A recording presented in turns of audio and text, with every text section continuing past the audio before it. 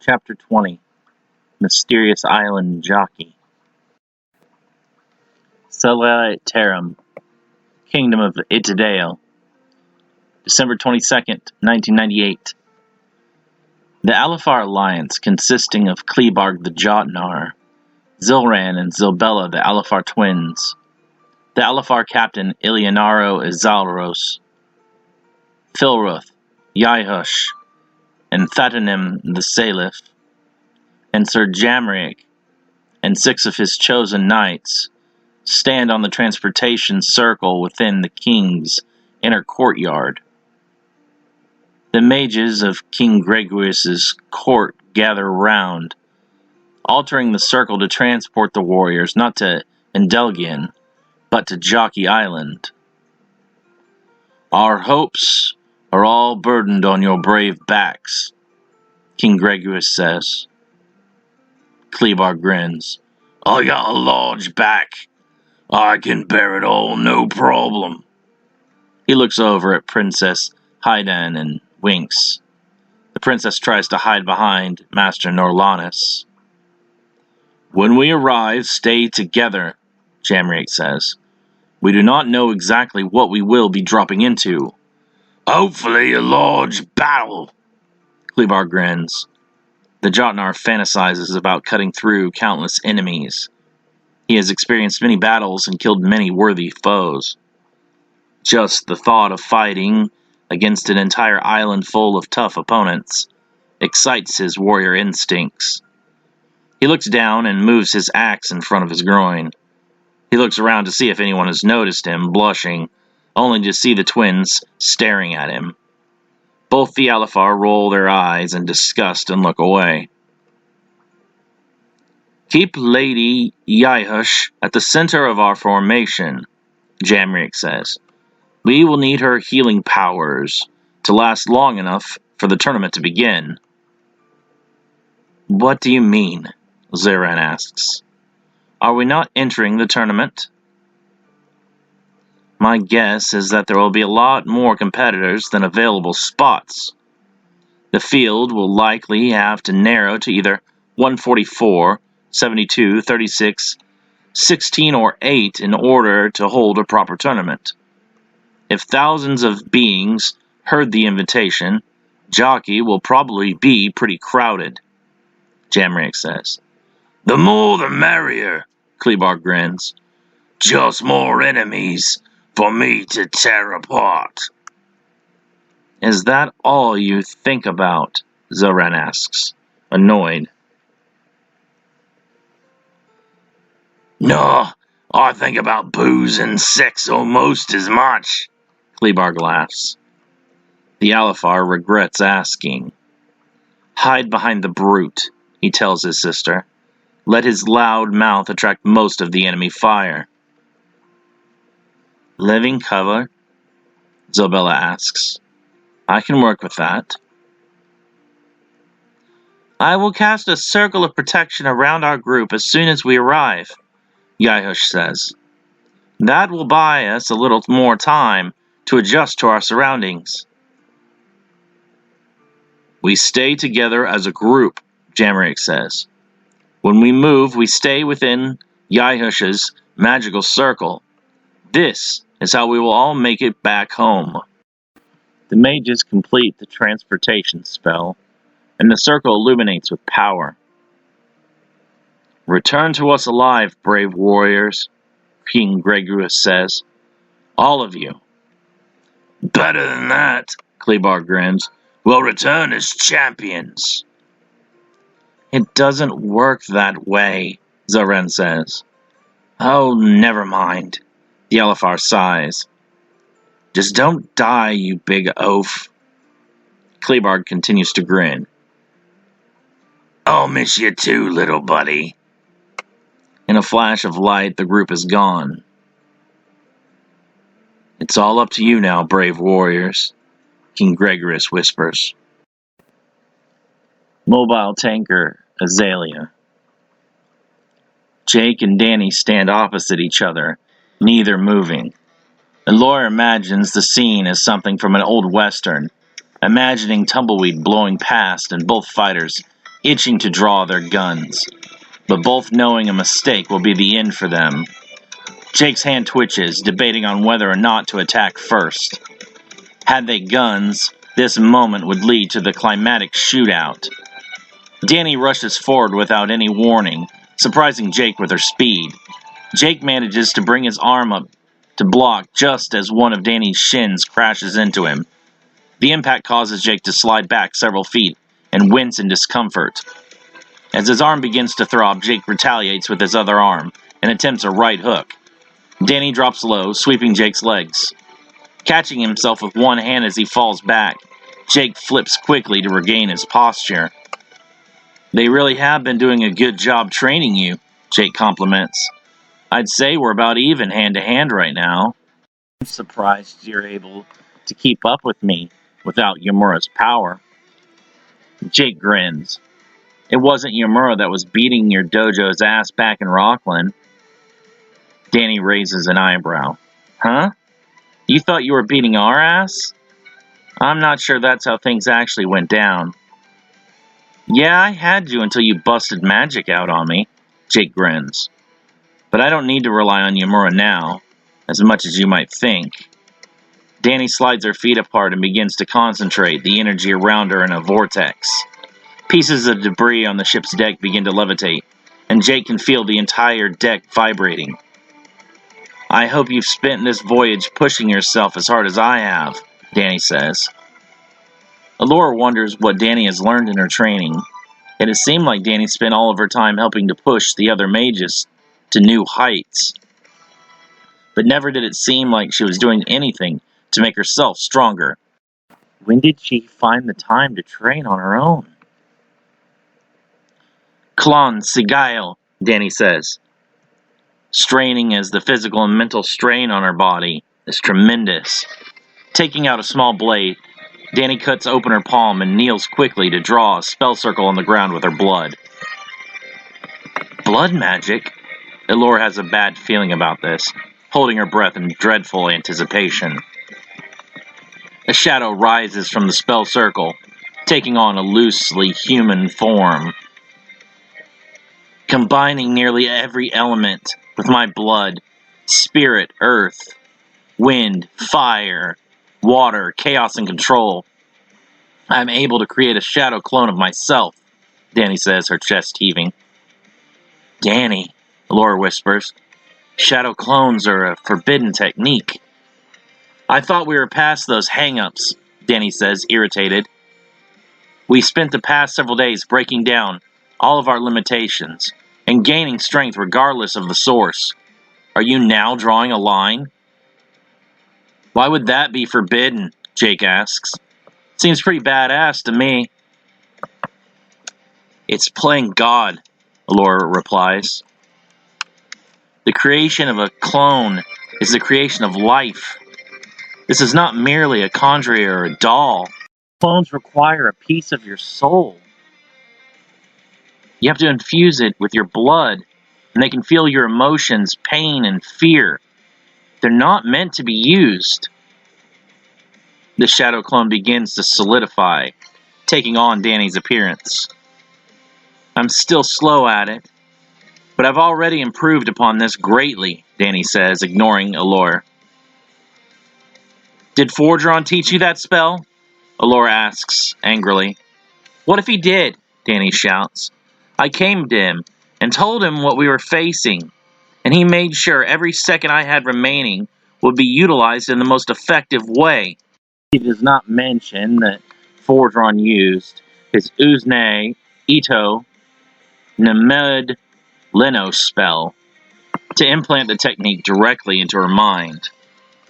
Am I missing something? Jake asks, confused. Allura doesn't trust me, Danny snaps. She thinks the darkness is taking over me, and that I'm going to become evil. Jake weighs his response carefully, not wanting to alienate either girl before the tournament even begins.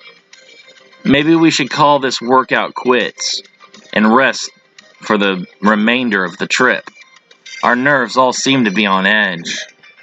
Not until I see how drastic the gap is between us before you transform, Danny says. Jake wonders how valid Alora's concerns are. Are you sure letting Yomura fight you is a good idea? I won't know how I stack up against the Sakari if I don't have a baseline to measure against. Not wanting to back down from the challenge, Jake prepares to face Danny and her magical clone. This is a bad idea, Alora says, backing away from them. Utilizing her clone, Danny is able to attack Jake on two fronts. As he turns to block an assault from the left, Danny rushes in for a hard right that plants the teen on his rear. Jake wipes the blood off his lips and smiles. Not bad. I don't think you're going to be a liability at all. Liability? Danny asks, insulted. I'm pretty sure I have as good a shot at winning as you do. If that's the case, you need to perfect your technique, Jake says with a smile, because you aren't pushing me hard enough to force Yomura out. In an instant, Jake appears behind Danny's clone and drops her with a chop to the back of the neck. Danny stumbles, feeling the blow as if it had been delivered to her directly. Surrounding his body with energy, Jake mixes a small amount of Yomura's black flame to increase his power further. Having seen enough, Danny dismisses her clone and absorbs its essence back into her bracers. Stop speaking down to me, Danny growls. How will I ever know how I match up against the other Sakari if you won't let me fight against Yomura? You aren't ready for that, Jake says. I can beat you on my own. Danny shouts out in anger, running at Jake and restarting their fight. Jake notices the desperation in Danny's eyes and feels bad. The teen feels as if he is insulting Danny by not honoring her wishes. Against his better judgment, he relents. Jake switches over to Yomura in a flash of black light.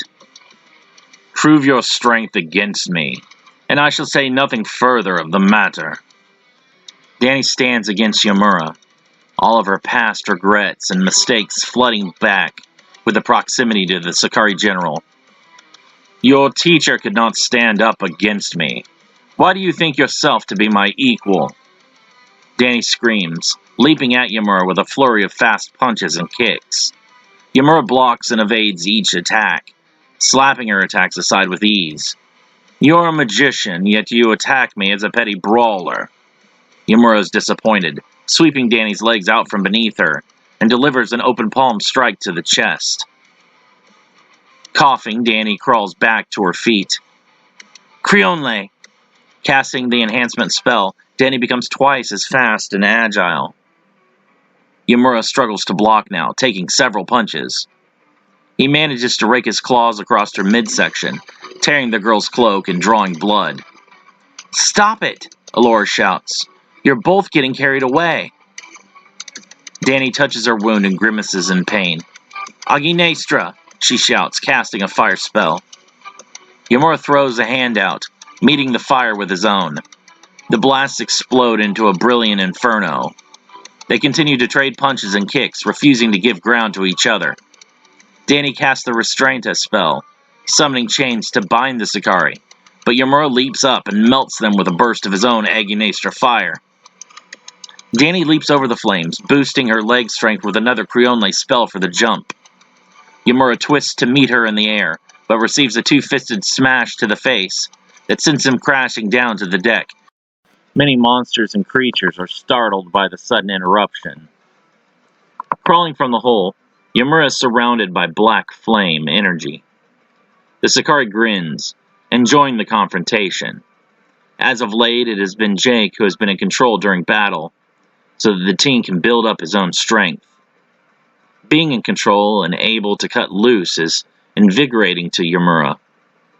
Danny is surprised that Yomura does not seem to be affected by her attacks, or is showing any signs of being in pain from shots that would crush the bones of most opponents. You've both proved you're strong. Now cut it out, Alora shouts. Yomura's aura bursts into black flames, and Danny has to shield her face from the heat and overwhelming force. Garuda Nostra! Danny shouts, trying to put out Ymura's flames with magical wind. Ymura dodges the wind, rushing past Danny. The girl's eyes widen in shock as she barely senses him move.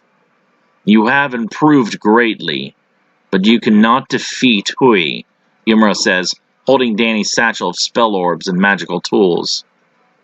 Danny reaches down in surprise, having never felt her satchel being taken. Grinding her teeth together in anger, she doubles down on her efforts to prove herself to the Sicarii. Ymura reaches into the satchel, taking hold of one of the spell orbs. I believe this one will return you back to your city of mages. Am I correct? He sees his actions cause Danny further frustration. I will hold on to this one and make the difficult decision that you cannot, when the time comes. Stop making fun of me. She begins to become taken over by her anger. He pictures her former sensei, Elian Schaefer, being slaughtered by Ymura. She relives the horrific experience of seeing her classmate, Micah Glaus, murdered by the Sicarii. Danny hears the sounds of people screaming and dying all around her in the Rockland Sheriff's Department. She begins to chant in a language that none of the others seem to be able to understand. Yazatan magic? Ymura whispers. The Sicarii readies himself for whatever may come. Danny, please stop! You're going too far, Allura shouts. Danny bites into her arm, using the blood to quickly draw a complicated spell array on the ground. To the horror of the other mages, she sees that the spell is composed of 6 rings. That's an advanced summoning circle, Allura thinks. What the hell is she planning on summoning out of that? Greatest of the fallen, most beautiful and most powerful of all the saints. I am a petty worm before your majesty. Without your power I can do nothing, Danny chants. No mortal can stand before your might and glory. The entire ship shakes violently and massive waves rise up from the ocean as the spell circles glow brightly with a red color. I have a bad feeling about this, Jake says. I don't know what she's casting, but I don't think we should allow her to finish. Agreeing with Jake's assessment, Ymura rushes Danny, striking her across the face while she is chanting and vulnerable. The blow knocks the teenager to the floor, and Ymura quickly fires a burst of energy into the spell circle, breaking the summoning. Danny looks up at him, blood hanging from her lips. Jake takes control back from Ymura and extends a hand down to help Danny back up to her feet.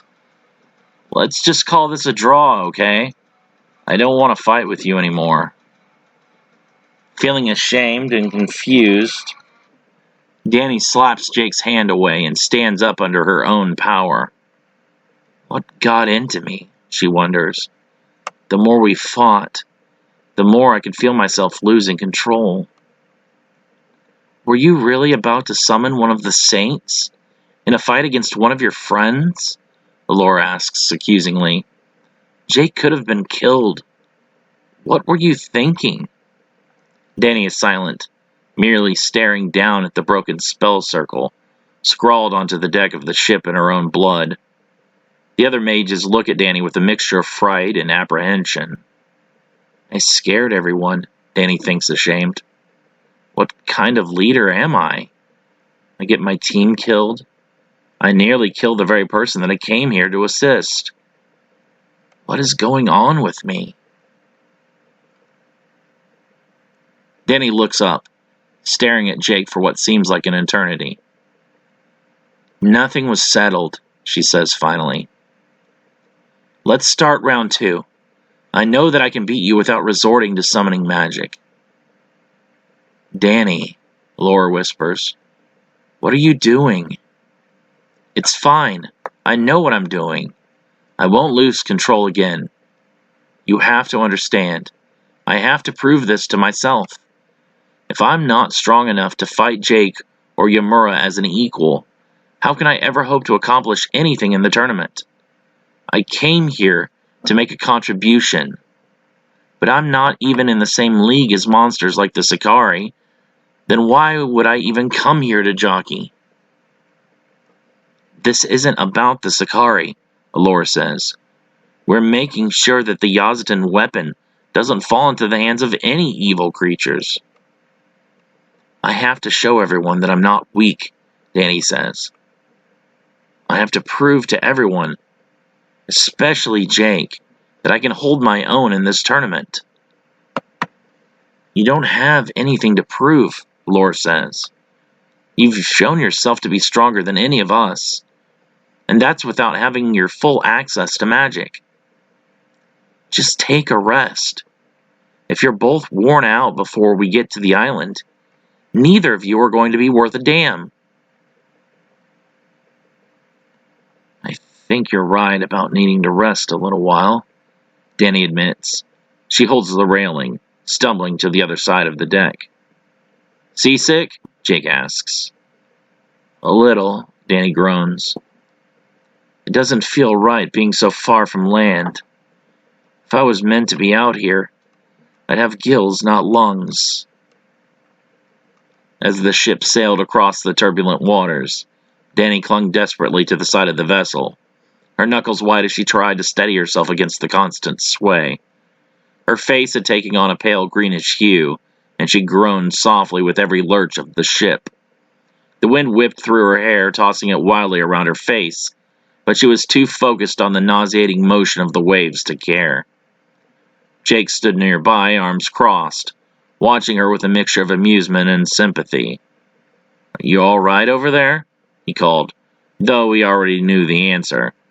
The playful grin on his face betrayed his lack of concern. Shut up, Danny grumbled between heaves, barely able to muster the energy to snap at him. Why did I agree to this? I hate the ocean. Allura, standing on the opposite side of Jake, gave a soft chuckle. The mage's delicate features remained unbothered by the ship's motion, as she leaned gracefully against the railing. You'll get used to it eventually, she said, her voice calm and soothing. The trick is to focus on the horizon, not the waves. Danny shot her a glare, though her eyes quickly shifted back to the horizon as her stomach turned again. I don't know how you're both fine with this. The second I stepped on this boat, I felt like the world started spinning. It's all mental, Jake added with a smirk. You just gotta accept that you have no control over the sea and let go. Easier said than done, Danny snapped, clutching her stomach as another wave rolled beneath the ship, sending it tilting. Allura, with a bemused smile, walked over to Danny and placed a hand gently on her back. Here, she said, softly channeling a small bit of magic. A cool, calming energy flowed through Danny's body, easing her nausea slightly. This should help for a little while. Danny sighed in relief, her grip on the side of the ship relaxing a bit. Thanks, Allura. You're a lifesaver. Jake chuckled again. You're lucky she's here. If it was just me, I'd say tough it out. Danny groaned, rolling her eyes. Remind me never to get on a boat with you again. Ever. Continuing to laugh, Jake turns to Allura. Do you know any spells to make Danny nicer? Allura shakes her head. I'm just an apprentice. My range of spells is actually quite limited. How does the apprentice system work? Jake asks. Are all your masters stronger? More skilled, at least. Some of our masters and elders are so advanced in age that their strength is far exceeded by their knowledge. I've only met one other person, other than you guys, that practiced magic. I never knew his rank, but he was incredibly powerful. Laura's interested in whom this magician may be. She tries not to show Jake that she finds him fascinating, and merely waits for him to continue. Who's this Forgeron guy that you seem not to trust? Is he Danny's master? Allura shakes her head. Danny and I are both apprentices to Master Juvet Diota. Master Forgeron is the leader of a group of magicians called the Blackwings. She points to Provost Butler and Sinnoh. Several of them are Blackwing members. They use spells that are much more violent and based on techniques that are generally looked down upon by the other masters and the elders. Like the clone? Jake asks. Allure nods. How can a master get away with teaching forbidden techniques? Because the Blackwings are authorized to use darker magic as a combat unit, Sinnoh says, approaching them. Unknown to them, Sinnoh's hearing has greatly increased due to the GX parasite. Fighting rogues and monsters, one can't have their hands tied behind their backs. Jake knows how dangerous rogues are. He was trained by one too. Isn't that right? You? Allure whispers in surprise. You said you were tortured and healed by a mage, but I didn't know they were a rogue. I was never trained by that asshole. All Scrimire ever did was beat me to death, and then heal whatever was left of me, so him and Rondovich could do it all over again. Scrimire? Allure whispers in horror. Adrian Scrimire? She suddenly dreads the power Jake may have hidden within him. Jake nods. He usually just watched while Rondovich beat me. Then he'd step in to glue me back together like frickin' Humpty Dumpty. It is the same Scrimire as the one Master Forgeron and Danny fought against, Sinnoh says. I've asked Master Forgeron about it, and he confirmed. Wait, you guys fought Scrimire? Jake asks, confused. Sinnoh nods. A few months ago. Danny can tell you more about it than I can. It was her and Forgeron who brought the rogue down. He's now under constant guard by the Knights of Solomon. Do you think that when this is over I could go speak with him? Jake asks. I still have so many questions that I never got answered from him, or Rodnovich. I don't think the Knights would ever permit that, Sinnoh says. Scrimire has not allowed many visitors, and only then are they masters or elders of high esteem. As Danny leaned over the ship's railing once again, her seasickness returned in full force. The sight, relief that Allure's magic had provided was short-lived as the relentless waves seemed to have their own agenda. Danny's boyfriend is the high-ranking Knight of Solomon, Allure remarked casually, leaning back against the ship's railing, her eyes twinkling mischievously. Maybe he could pull some strings and get you in to meet with Scrimire. Jake burst into laughter at the thought. Look at her, all grown up and dating, he teased, his grin widening as he glanced over at Danny. Bet he's the type to sweep her off her feet. When she's not throwing up on them, of course. Danny overheard the exchange despite the nausea that racked her body. She shot Jake a venomous glare, her eyes filled with a mix of hatred and frustration. I hate you, she muttered under her breath, her words barely audible, before her stomach rebelled again. With a groan of misery, she leaned over the side of the ship and retched into the ocean, her entire body trembling as the sickness took hold. Jake stifled another laugh, though his concern for Danny was genuine beneath the humor. You okay there, Danny? He called, his voice light but with a hint of sympathy. He stepped closer, though not too close, knowing better than to hover when she was in such a state. Danny waved him off weakly, her face pale and drenched in sweat. Go away before I make you regret it, she mumbled between heaves, her grip on the railing tightening as the waves continued to batter against the ship. Jyaki Island, December 23, 1998. A circle of light manifests in the center of the western coast of Jyaki Island. Within the light are the warriors of Doyle. Enemies surround them on all sides. Yahush! Phantom screams. Your spell!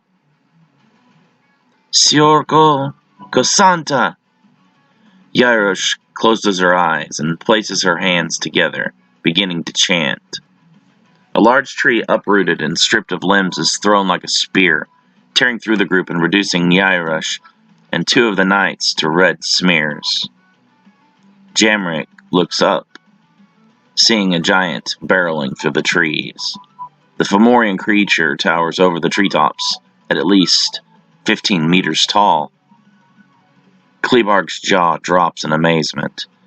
He's even bigger than me! The Jotnar begins to shake with joy. He's even bigger than me! Kleebarg runs towards the Fomorian with his axe raised. Damn it!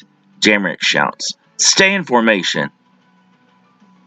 The Alifar knight, Captain Ilianaro Azaros, draws his sword.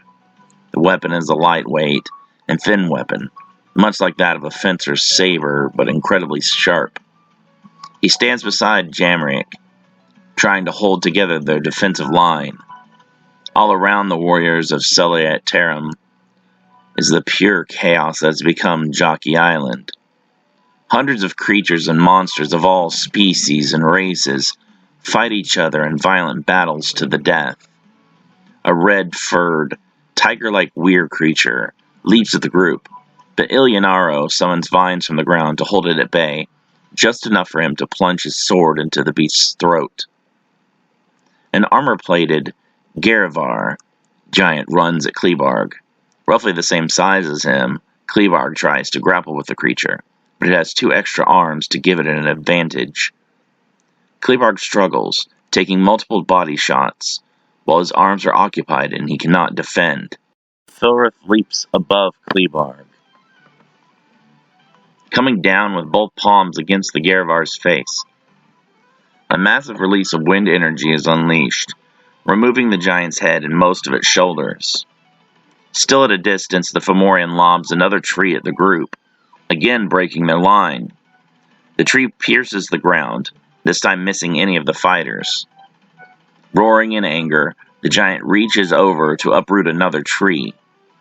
The twins look at each other and break off, firing arrows into enemies as they run. Another knight falls at Jamrick's feet, stabbed through the chest by a heavily armored orc creature. Did Nalzesh send you? Jamrick growls, gripping his sword tightly as they circle each other. He recognizes the beast as one of the species of Dark Fae within the armies of Nimduin. Who is that? The orc growls. Jamrick lunges, swinging wildly.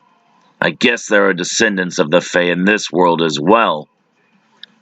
Fatnim scatters a group of enemies with his wind sword. We are not off to a great start. Without Lady Yarosh, only the Alifar know any healing magic, Jamrick says, evading the orc and stabbing a bear-like Therian in the heart. We must take great caution to not become injured. Fatnim evades the sword of a goblin-kin creature and cuts it down the center of the back with his feather sword.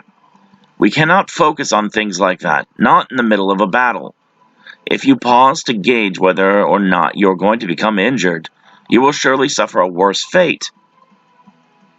Kill anything that comes near you that did not accompany us as part of our group, Ilianaro says, quickly stabbing his sword into the heart of a grotesque creature with the lower body of a spider and the upper body of a gorilla, called a Lohosk. We need to locate the mages of Endelgion and pull our alliance back together. Fighting alone, we will be quickly overrun, Thoros says, blasting several enemies back with a gust of wind magic. You seem to be working together, a man says, pulling his sword free from the back of an orcish creature.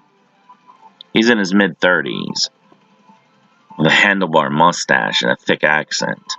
He seems more at home at a 1920s archaeological dig site than an island full of monsters. I never considered co-op in this competition. He seems to grow irritated with himself. Assumptions, as you say. Who are you? Jamrick asks. still erring on the side of caution. Many creatures can perfectly imitate human beings, such as changelings, incubi, Sarens, and some races of demons and Therians. There is no guarantee this is a human at all. Zadokis Carver, the man says with a slight bow. Human through and through, if you were wondering. He studies the warriors from Seliat Tarim. Can't say the same for your companions. Thatnim and Filruth. Jamrick introduces them, noticing that Ilionaro has disappeared. Hoping the elf has some strategy, he does not draw attention to his absence. They are Salif. Zadokis ponders this information, playing with his mustache. Wind elemental. Fey descended, Foro says, but we do have a very close connection to wind. You are very perceptive. Too perceptive, Thatnim growls. We should stop being so chatty with someone who is most likely still our enemy. Wind is tough to counter, Zadokis mutters. Earth conjury of some kind. Zamric slides his hand to his sword. What are you planning over there? Are you friend or foe? You actually have to ask, Zadokis laughs. We are all out for ourselves here. You may be oddballs working as a team, but I won't allow you to gain an advantage from it. He chants, placing a hand on the corpse of the orc he just killed, and stabbing it again with his sword. Thropopose ti sarka, invoker dwegar. A stocky humanoid creature, roughly 3 feet in height, but almost the same width, morphs from the corpse of the orc. A dwegar? Jamrick whispers, recognizing the being as one of the dwarven races of his world. What kind of power is that? Are you a necromancer? Not exactly, Zadokis says. I can conjure monsters, but I require organic materials for the artificing spell. I cannot summon the souls of the dead or any creatures of the wastes. An artificer mage? Thorwith whispers. I'm not familiar with that magic. The Dwergar punches the ground, causing the men and Salif to stumble. Thatnim attacks first, swiping his feather sword at the dwarf creature. The Dwergar is too connected to the ground to be affected by magical winds. I came a long way to get my hands on that Yazitan weapon, Zadokis says. I am not about to blow that opportunity on you Lord of the Rings cosplayers. Filrith makes a puzzled face. I do not understand what rings. Zadokis frowns. You really aren't from this world, are you? We are from Seliat Tarim, Jamrick says, drawing his sword, and we will claim victory for Queen Silrona. Zadokis whistles loudly, breathing forth dozens of creatures from the forest. I hate to disappoint you, but only one of us is going to claim that prize. I've been on this island for hours building my forces. None of you stand a chance against me. Winds of protection, Seletra, Thor chants, conjuring wind magic to spiral around his allies as a shield. Buhawi, he adds, creating a fierce tomb of violent winds around Zadokis and trapping him in place. Thatnim slashes his sword at the wind tomb, but several creatures rush in to absorb the hit and are obliterated. He can control any of the monsters he transmutes. To block for him, Jamrick observes with frustration. We cannot allow him to create any more reinforcements. An artificed vampire moves through the winds, striking Thatnim with a sudden right hook. The Salif goes down hard, but 2 knights of Itadale rush in to protect him. The vampire grins, his body disintegrating into supernatural mist. The mist reforms behind the knights, where the vampire proceeds to shove his hand through the back of one of them and snaps the neck of the other. Jamrick screams, leaping at the vampire with an overhead slash. The vampire evades in mist form, but Filrith sweeps the mist up into a cyclone of wind magic. Zadokis snaps his fingers, summoning a horde of monsters from deep within the forest. Hairy demons with multiple horns and long claws, crawling lizard-like creatures with 8 legs that breathe fire. Vicious lamia creatures with the upper bodies of gray-scaled women and the lower bodies of serpents. Ape-faced demons with hairless black bodies, dead eyes, and massive underbites. Monsters of all varieties come racing out of the forest with intent on murder. Filrith raises a protective barrier of wind magic around the group, while Jamrick and Thatnim fight furiously to cut down any creature that gets too close. As the Salifs and Entidaean warriors cut down dozens of monsters, there seems to be no end to the flood of beings under the Artificer's control. Unlike a necromancer who raises the spirits of the dead or summons dead flesh to do their bidding, an Artificer can take any organic material and magically transmute it into another form, so long as it is alive or has only recently become deceased. Creature artificers, also known by some as devil artificers, can commonly transmute living humans into monsters to become their servants. Like a necromancer, the mage theirself is the biggest weakness. By relying on monsters to defend them, artificers have lower skill in other forms of magic, and stand less of a chance coming out victorious from a standard one-on-one duel. "Awahahili!"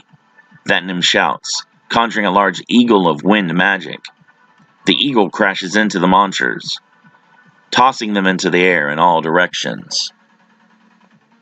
Jamrick leaps into the air, slashing through many of the stunned creatures, darting from one to another with incredible speed, before landing in a crouch. He sheathes his sword as the bloody pieces of the slain monsters begin to rain down all around them. The knight's speed is deceptively quick for a non-enhanced human with no magical abilities. Only the Duergar is not affected by the wind magic.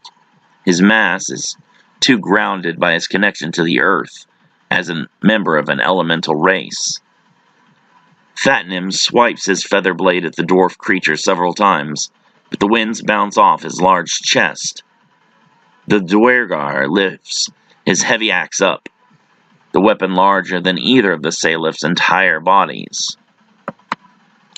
Jamrick rushes forward to cut through the tendons connecting the Duergar's forearm muscles, causing him to drop his axe.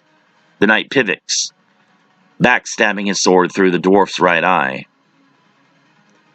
Zadokis becomes nervous, grabbing a Therian were-creature by the arm and transmuting it into a much larger demonic berserker. The demon tears through several monsters in its way, charging straight for the warriors of Celeat Tarim.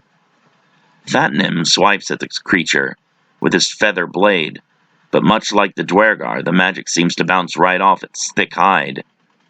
Unlike the Duergar, however, the demons have no greater elemental connection to the earth. Their wind resistance is something else entirely. "This one has magic resistance," Thatnim shouts. "It will not be easy to deal with." Jamrick engages the demon in battle, doing his best to keep moving. Striking and changing positions, the man knows that he is dead if the demon gets its hands on him. While the warriors of Celeat Tarim are busy with the demon, Zadokis gathers together his remaining minions. "Scout out the rest of the competition," Zadokis tells a winged demon. "Kill any magic users you encounter. They will be my toughest matchups." The demon takes to the sky, but is immediately torn to shreds by powerful wind magic. Zadokis looks back in alarm, seeing Thatnim lowering his feather sword. "Kill him first," Zadokis growls.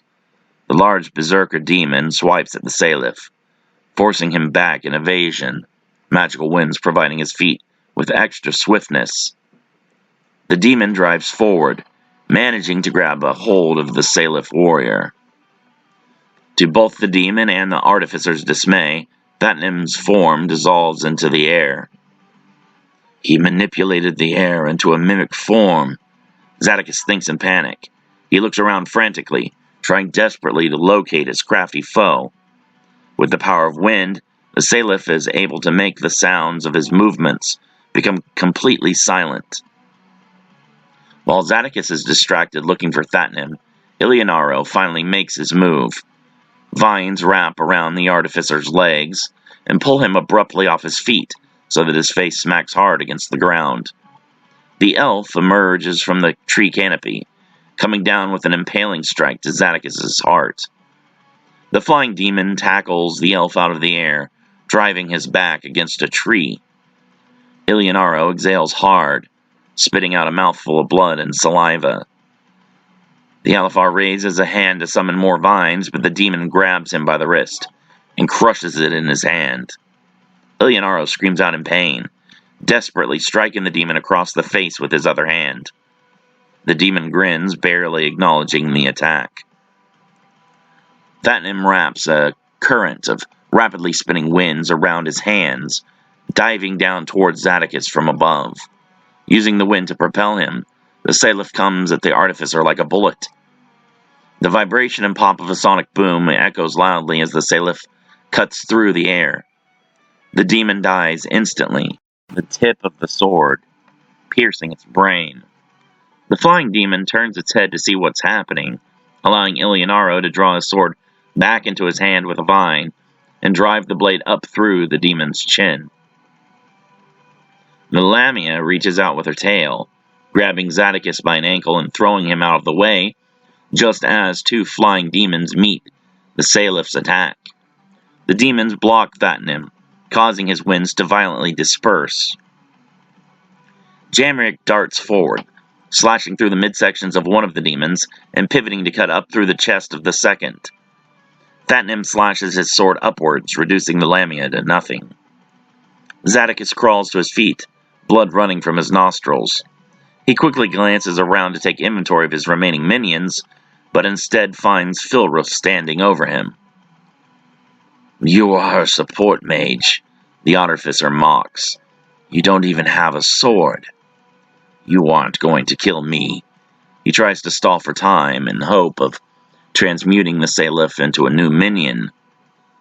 Filruf holds his arms out to the sides, conjuring orbs of wind in each hand. The fury of nature is far more dangerous than some mortal-made tool. "Let's discuss a treaty," Zadokis says. "I can be a very useful ally." Filruf shakes his head. "You mistake my earlier kindness for weakness. I gave you a chance to show me what kind of person you were. I've seen your true nature, and it is corrupt. You cannot endanger my allies by sparing the life of an opportunistic coward like you. I must keep victory in sight for Queen Serona and all of Celiat Tarim." Zadokis lunges with his blade, but Filruf claps his hands together against the side of the artificer's head. The winds completely obliterate Zadokis' head, vibrating his corpse all the way to the ground. "Well done," Thatnim says. Filruf turns to see his allies have taken care of the artificer's minions. "He was just a man," the Salif says with sadness. "The allure of power has corrupted so many." "Even more of a reason for us to win the tournament and take the power of the Yazata back with us," Jamrick says. "The people of this world cannot handle that kind of power." Filruf is not as sure. "Who is to say that we will fare any better? What if we unlock a wave of greed and violence in our own world by bringing that Yazata weapon back with us? Maybe it would be best for all worlds to just destroy the artifact and spare everyone further pain." "Queen Serona needs this weapon to take back to our world from the Yazata," Ilionaro says. We must trust that her wisdom is absolute, and if she says this path is the best, we must follow it. I am never one to question the wisdom or the motives of my queen, Thatnam says. If Queen Silrona says that she needs this weapon, it is our duty to make sure that it is claimed for her. Do you not agree? Fulra sighs before also nodding. The Queen of the Alethar is truly the oldest and wisest of all of the Fae. It is not my place to question her. We will do exactly as she has requested.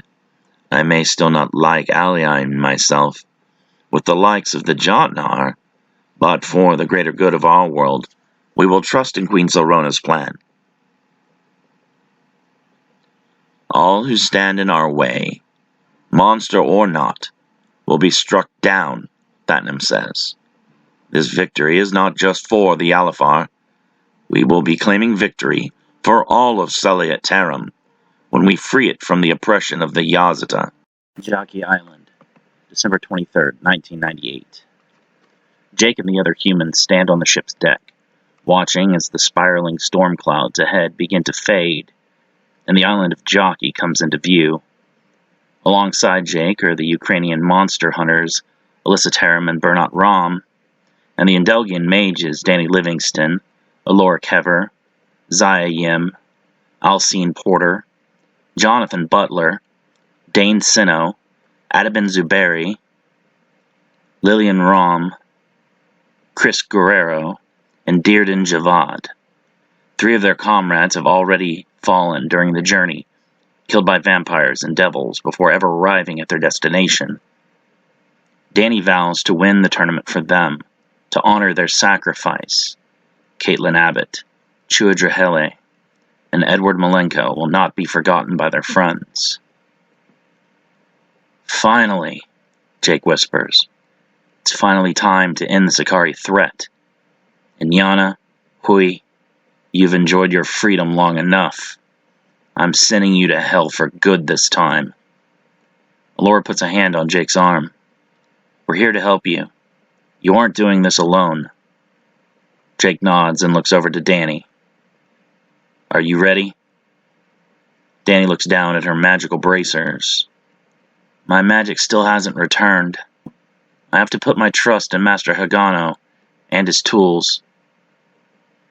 You held your own against the monsters, Zaya says. I think you're going to be just fine. When we arrive, everyone stick together. We've made a lot of enemies that will want to pick us off before the tournament starts, Danny says. We have no obligations to you, Bernat says, and we certainly do not take orders from you. As humans, everything here already hates and wants to kill us. We need to have each other's backs, Danny argues. You mages are on your own, Alyssa declared sharply, her eyes cold and unyielding. We were given specific instructions to protect Jake Stewart and ensure he is able to compete in his matches. If any of you become a hindrance, or if you're not aligned with his goal, then you'll become our enemies once the tournament begins. That's ridiculous, Danny shouts, her voice wavering with frustration as she struggled against the waves. Jake, talk some sense into your friends. Jake glanced at the bickering group, his expression a mixture of concern and resignation. I barely know them, he said with a shrug. I doubt they'll even listen to me. Forget them, Sino interjected, his tone decisive, as he refocused the group's attention. We need to concentrate on our own strategy. Do we even know how this tournament is going to work? If it's anything like the World Martial Arts Championships, Jake began, there will be a bracket of 8 or more competitors, divided into one-on-one matches. Each round the winners will move on to face each other in a progressively shortened field. Zaya, looking grim, added, We have to assume that losing means death. I don't like the idea, but I don't see any of these monsters showing mercy to the losers. The tournament is nothing more than Inyana's sick entertainment, Jake said, his voice tinged with bitterness. She'll want to see as much death and suffering as possible. It's not about honor or skill. It's about spectacle. We're just pawns in her game." Danny groaned, still clinging to the railing, but now visibly weakened by both the sea and the tension. "So what's our plan then? How do we make it through this without getting ourselves killed?" Jake looked around at his companions, a determined glint in his eyes. "We stick together, we fight smart, and we adapt. The goal is to survive each round and eventually make it to the end. If we can outlast our opponents and avoid making enemies we don't need, we might just make it through this alive." As the ship carrying Jake and the mages drew closer to Jyaki Island, the sky above seemed to darken with the approaching storm. The Azalea, a sturdy vessel, cut through the waves with purpose, its arrival imminent. On the shore of the island, Inyana stood on a raised cliff, overlooking the docks, her gaze fixed intently on the incoming ship. The faint rumble of the distant thunder echoed across the landscape, mingling with the roar of the waves crashing against the rocks. Inyana's eyes, sharp and perceptive, scanned the horizon as she detected a familiar, potent presence.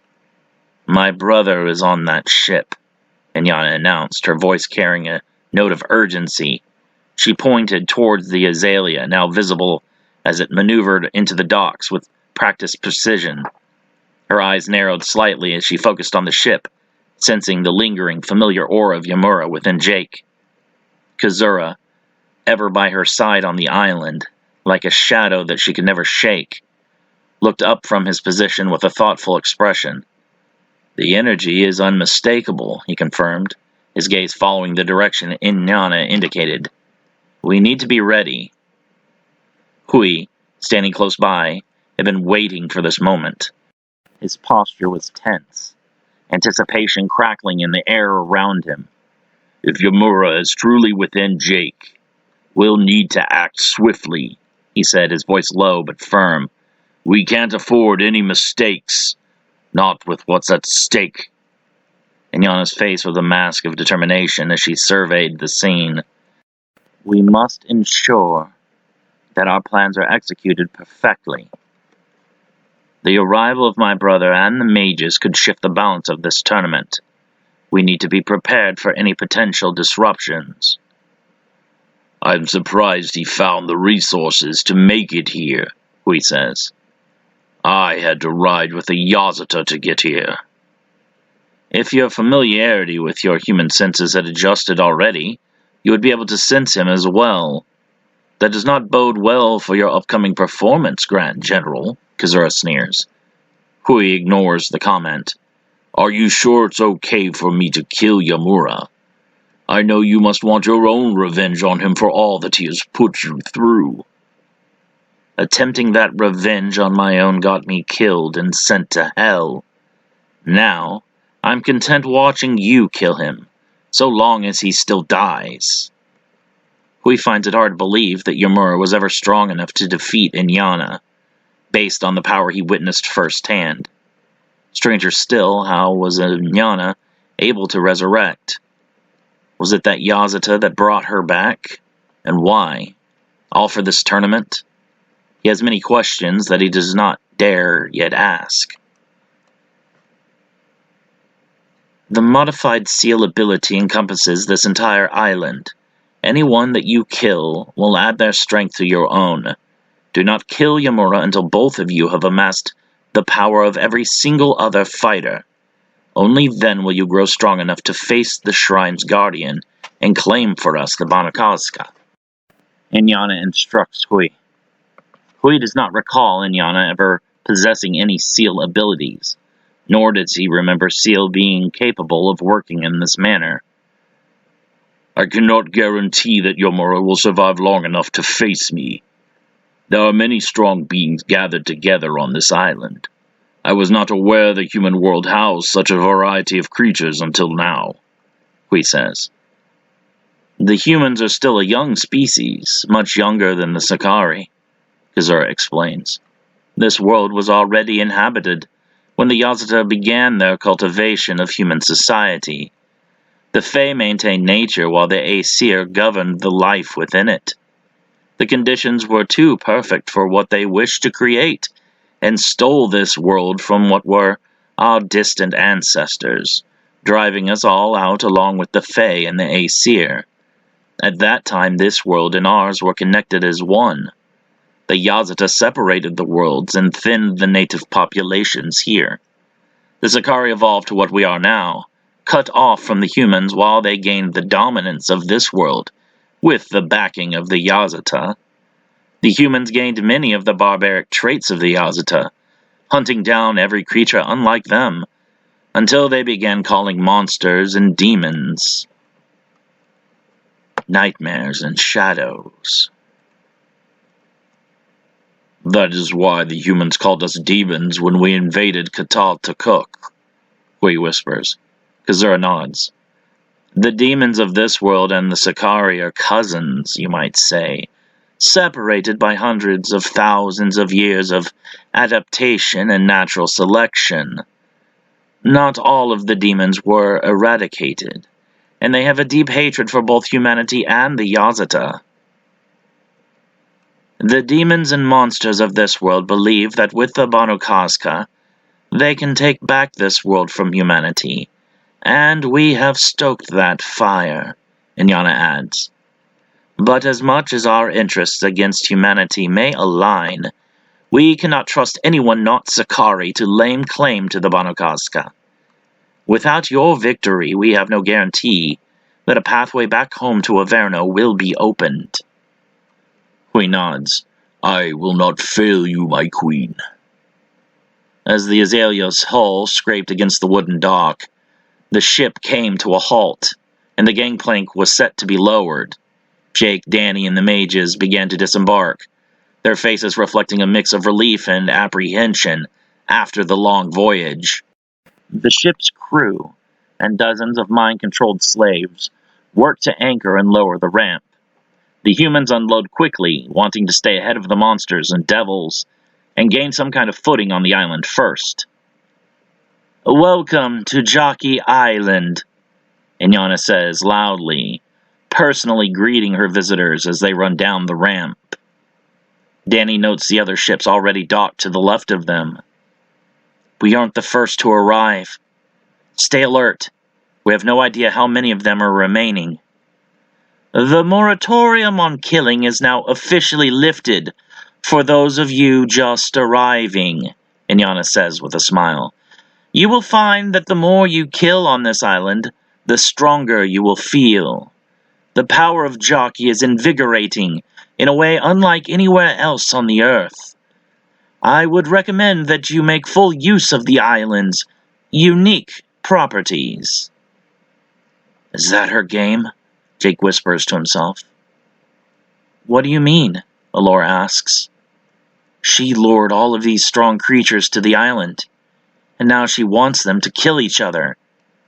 If you get stronger by killing others while on the island, she must be planning to harvest all of that collected energy herself. But if she isn't doing the killing, how can she reap the rewards? Sino asks. Once the field has been narrowed enough for a tournament, the killing will become confined to one-on-one bouts. She can control the outcome much better that way. Do we risk playing along? Allure asks. Even if that's what she wants? Jake nods. It's the only way that we're going to stay relevant power-wise. 2 human-appearing hybrids approached the group, followed by dozens of inhuman creatures salivating with excitement. Oh look, a welcoming committee.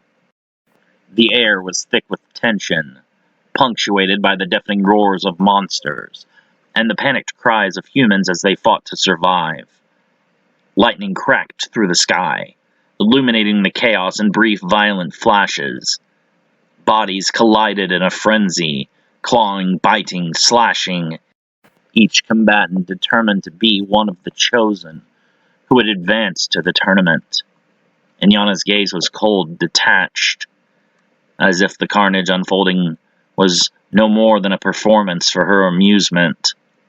Her eyes flickered over the scene, analyzing each move, each desperate attack. Humans and monsters alike were engaged in a primal dance of survival, their fear driving them into madness. Next to her, Hui grinned, clearly enjoying the spectacle. He crossed his arms, his hulking figure radiating raw power as he watched the weaker beings tear each other apart. "This is what I like to see," Hui said with a low chuckle. "The strong prevailing, the weak falling, just as it should be." And Yana shot him a sidelong glance, her lips curling into a faint smirk. "They may be weaker, but desperation breeds unpredictability. Be mindful of that, General." Hui shrugged. "Let them be predictable. It won't matter in the end." Kazura now stood beside them in silence, his eyes glowing with a soft but deadly red hue, surveying the chaos with a cold indifference. Unlike Hui's bloodthirsty excitement, Kazura's was a slow, simmering hunger, as if waiting for the right moment to strike. He didn't need to speak. His presence alone was a promise of danger. The battlefield below was a maelstrom of violence. "Look at them," Hui continued, laughing as he watched the slaughter unfold. "They tear each other apart so willingly. Pathetic. They don't even realize how little their efforts matter. Only the strongest will survive, and the rest are nothing." And Yana now said nothing, but her eyes tracked each movement below, particularly when Jake and the remaining humans began to rally together, standing strong against the monstrous foes around them. She sensed something in them, something that even Hui could not see, a glimmer of potential that might just be enough to surprise even her arrogant Grand General. Kazura spoke up, his voice quiet and measured. "They won't last long, but the few who do, they'll be worth watching." And Yana nodded, a faint smile touching her lips. "Yes, they will. Let them fight. Let them earn their place." She watches Jake carefully, beginning to frown as she senses within him something strange. "Something has happened to my brother," Inyana whispers. "He is significantly weaker than when he and I last fought." She looks over to Hui. "Was he like this when you battled him?" "His strength has diminished considerably. I am not quite sure why. I thought for certain in the time preparing for this tournament, he would have pushed himself to only become stronger. In his current state, killing him would not be worth the effort." "You do not find it odd that he has weakened in the time between facing you and the commencement of this tournament?" Kazura asks Hui. "Is it possible that he is feigning this weakened state? Why would my brother act as if he is weaker? I do not understand the benefit of such a tactic," Inyana says. "If that is his ploy, it is clever," Hui says, catching on to Kazura's suggestion. "Thinking a foe to be truly weaker than he actually is could easily allow them to be lulling their opponent into underestimating them." "Yamura has always been one to attack directly and without underhanded techniques," Inyana argues. "That is not like him at all." "Perhaps it is the influence of his human host," Kazura suggests. "Would be unwise to rule anything out." "I feel that there is something else at play here," Inyana whispers. "And I think those magicians are a part of it," she adds, pointing at Danny and the others, as they stick close to Jake coming off the ship. "You think those mages have something to do with Yamura's lessened strength?" Hui asks with skepticism. "There must be some reason to bring allies along," Kazura says. "In a tournament where it will be everyone for themselves, what is there to gain by having allies?" "Yamura has few armed friends in his own world, let alone this one," Hui laughs. "They are nothing more than fodder for him to hide behind." Ensure that those humans are killed off before the tournament, Inyana orders Hui. Target them first. I do not trust Yamura at all. Show the humans no mercy. I want my brother to see the kind of brutality we are capable of. Punish him for his growing softness. Hui nods. You do not need to remind me to show no mercy, my queen. When have I ever displayed such a quality? Be careful of their magic, Inyana cautions. We have not yet seen their full abilities. They may have some skill. Do not forget the power the mages caught us by surprise with in Katal Takuk. If you see any of them attempting to use blood magic, kill them immediately, Kazura says. It is the strongest form of human magic, and cannot be underestimated. Hui waved him off dismissively. Enough! I have heard enough of your warnings. I will handle these humans as I have handled every enemy before them, with absolute dominance. I will crush them beneath my strength, and they will learn their place. Inyana clenched her fists, resisting the urge to argue further. She knew Hui too well. His arrogance would not allow him to listen. His lust for battle clouded his judgment, and no amount of caution would penetrate his thick-headed pride. But Hui, as always, brushed aside her words with a scoff. Worry not for me, my queen. It is they who should fear. As he turned his back on her, marching confidently toward the battlefield, Inyana could only shake her head. Hui had always been reckless, always quick to dismiss the danger that lay in underestimating his opponents, and yet, despite her warnings, she knew that no amount of pleading would change his mind. But it was not Hui on whom her thoughts were focused. What is your play here, brother? She wonders. You are no fool. You must know that this is a trap. And yet here you are, marching headlong into danger as if it were your idea, and not mine all along. Do you have some new hidden power that you have yet to unleash before us? Is that why you now have the confidence to face us directly and answer my challenge with no fear or hesitation? No. It must be the mages. Your alliance must be more than human bonds. You cannot have fallen so low. I refuse to accept that, brother. You were always a strong and proud Sakari. When you lay dead at my feet, I want to remember you the way that you were, not some companion of a pathetic human boy. You will die as a proud Sakari prince and former general of Averno's armies. I will tolerate nothing else. Do not dare disappoint me, brother.